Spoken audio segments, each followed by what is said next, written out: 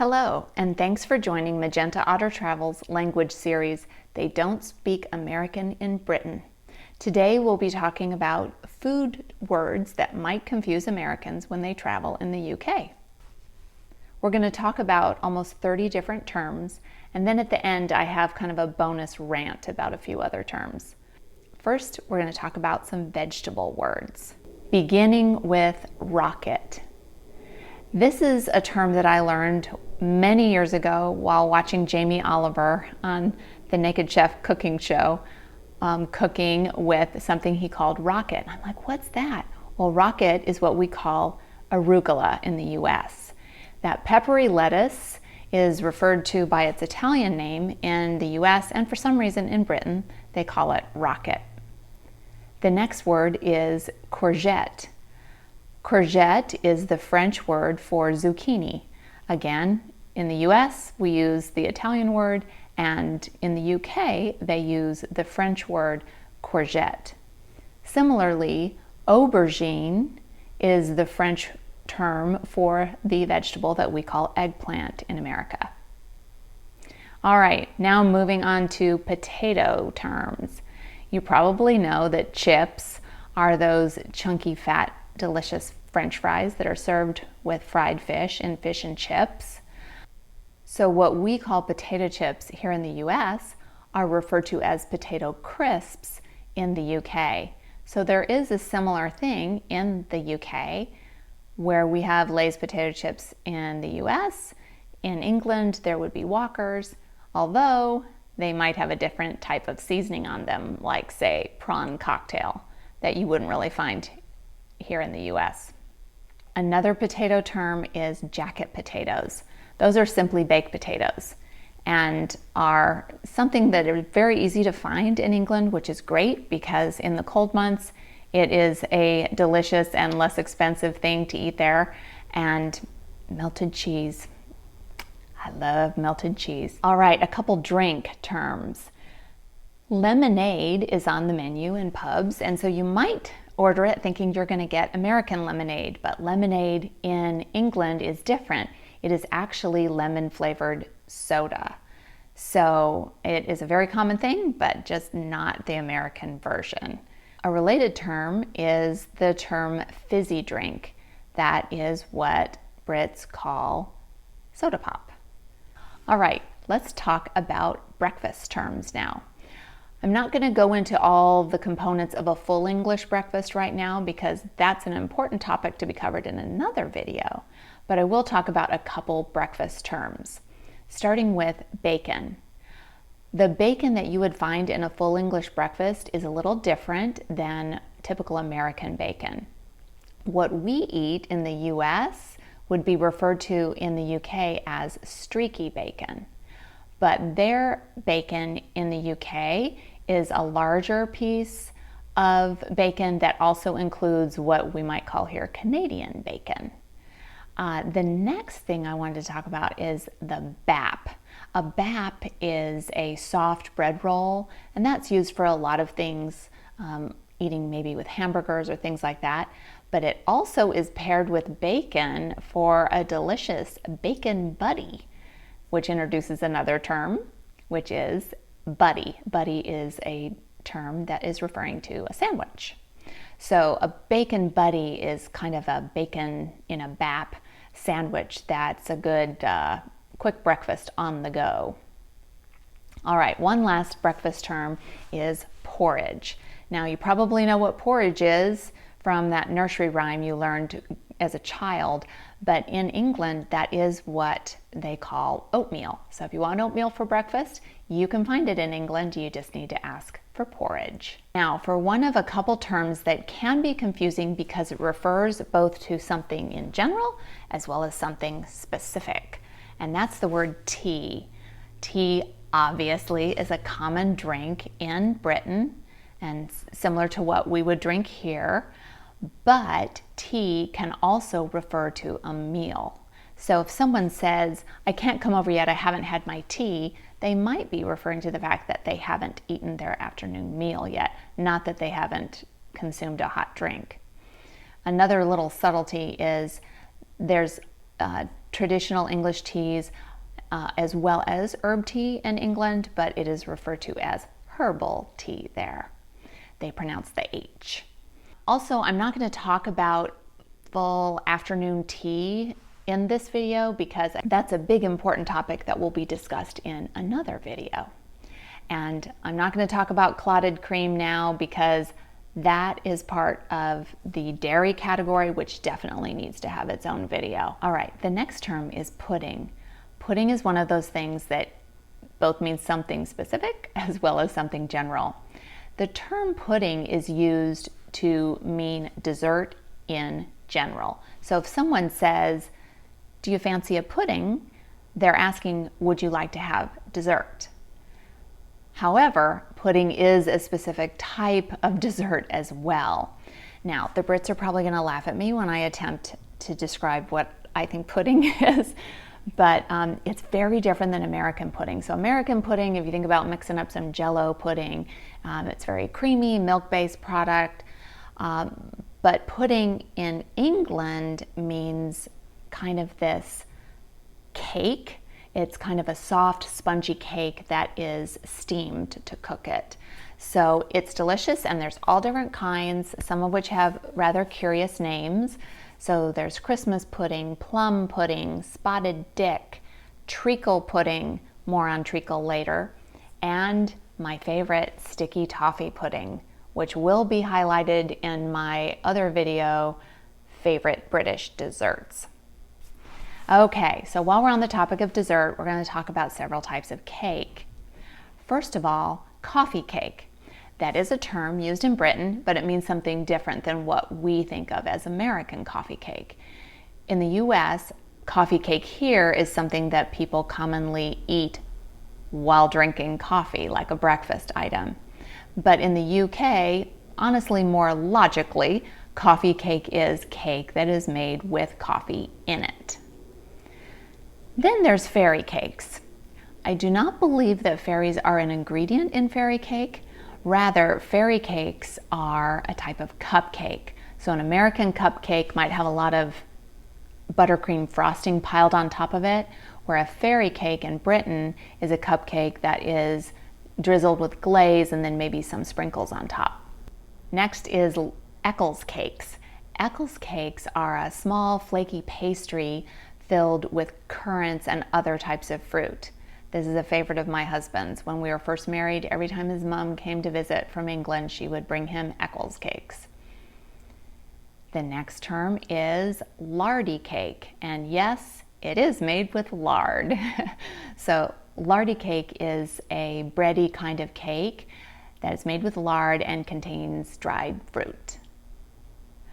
A tray bake, this is a term you may have heard if you're a fan of the Great British Baking Show.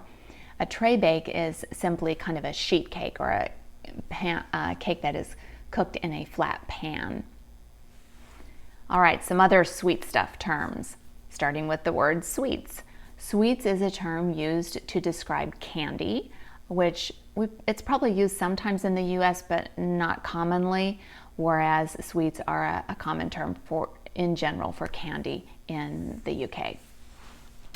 Next up is ice lolly. That is an ice pop or popsicle, as we would call it in the US. And the favorite term of mine is candy floss. It sounds like some type of dental hygiene item when actually it's quite the opposite. Candy floss refers to cotton candy. Another term that can be confusing is the word biscuit, where in the US, obviously, that refers to something very specific, but in the UK, it means something totally different. So when a British person says biscuit, they mean cookie, or they might refer to cookies with the shortened version of the term bickies. So treacle is another term that you might see on a dessert menu. Treacle has different forms. So there's a lighter kind of treacle, golden syrup, which we don't have here in the US. It would be kind of like a corn syrup and that's golden in color. And then there's black treacle, which would be similar to our American molasses. So you might see this on a menu if you see treacle pudding And if you see it, I say order it because it's delicious. It's a pudding made with that treacle syrup. Another term that could be confusing on a dessert menu is the term jelly. So in England, if you see jelly, they're referring to gelatin, or as we will call it in the US, Jell-O. This can be confusing because then what do you call American jelly? Well, that's called jam. And in fact, jam is a broader term in England where they're referring both to what Americans would call jelly, as well as jam, as well as preserves. All of those things in the UK are called jam. Except, of course, for orange marmalade. Apparently that's so special, it gets its own category. All right, now to move on to some lunch and dinner kind of savory terms. We've already referenced the fact that buddy means sandwich. So let's talk about a couple common sandwich fillings or sandwich terms. One of them that I found curious when I was first traveling to England was salad.